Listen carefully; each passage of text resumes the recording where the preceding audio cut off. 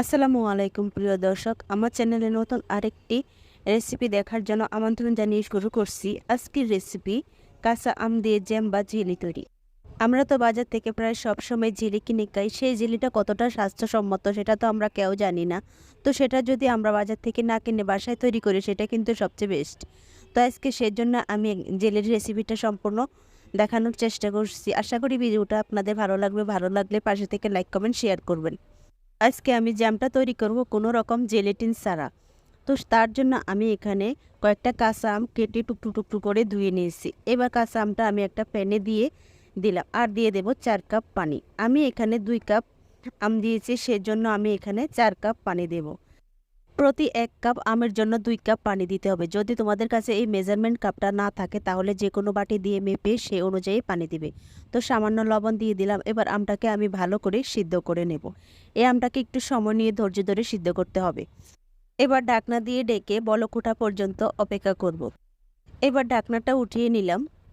আমি কিন্তু বলক উঠেছে। এবার আমি একটা স্প্যাচুলা দিয়ে ভালো করে নেড়ে চেড়ে নেব। তবে এটাকে একটু আলতো হাতে নাড়তে হবে যাতে করে আমগুলো ভেঙে না যায়, এবং পানিটাকে আরও বেশি শুকিয়ে নিতে হবে।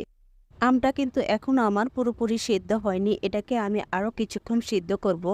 এখানে আমি 4 কাপ পানি দিয়েছিলাম, সেই পানিটাকে আমি শুকিয়ে 2 কাপে নিয়ে আসব, যাতে করে আমটা আমার একদম পারফেক্ট হয়। তো আমার আমটা একদম পারফেক্টভাবে সিদ্ধ হয়ে নরম হয়ে গেছে। একটা চামচের সাহায্যে চাপ দিলে সেটা ভেঙে যায়।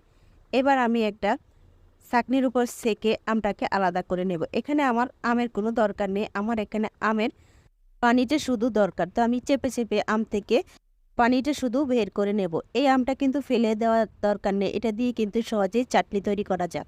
তো এবার আমি আবারও একটা প্যান বসিয়ে আমি এবার আমের পানিটা মেপে নেব। তো আমার এখানে 2 কাপের চেয়ে অল্প একটু কম হয়েছে, একদম সমান করে তো আর রান্না করা যায় না। তো এবার আমি এখানে পুরোপুরি 2 কাপ চিনি দিয়ে দেব আর দেব 2 চামচ সাদা ভিনেগার। এই সাদা ভিনেগারটা দেওয়ার ফলে জেলিটা কিন্তু অনেক দিন পর্যন্ত ভালো থাকবে। আমি কিন্তু যে কাপ দিয়ে আমের রসটা সেঁকে নিয়েছি সেই একই কাপ দিয়ে আমি চিনিটা দিয়েছি। 2 কাপ আমের রসের জন্য 2 কাপ চিনি দিয়েছি। সব কিছু একটা মেজারমেন্ট কাপে মেপে নিলে সবচেয়ে বেশি ভালো হয়। তো আমার চিনিটা গলে গেছে। এবার আমি এখানে একটু ফুড কালার দিলাম, এটা সবুজ ফুড কালার। যেহেতু কাঁচা আম দিয়ে আমি জেলি তৈরি করছি সেই জন্য কাঁচা আমের কালারটা আনার জন্য আমি সবুজ ফুড কালার দিলাম। এটা না দিলেও স্বাদের কিন্তু কোনো তারতম্য হবে না। আমি এই রসটাকে 15 থেকে 20 মিনিট জাল দিয়ে নিয়েছি। এবার আমি একটু চেক করে নেব যে আমার জেলিটা ঠিক মতো তৈরি হয়েছে কিনা। এটা বাটিতে নিয়ে কিছুক্ষণ রাখলে সেটা ঠান্ডা হলে যদি ছড়িয়ে না যায় তাহলে বোঝা যাবে যে জেলিটা হয়ে গেছে।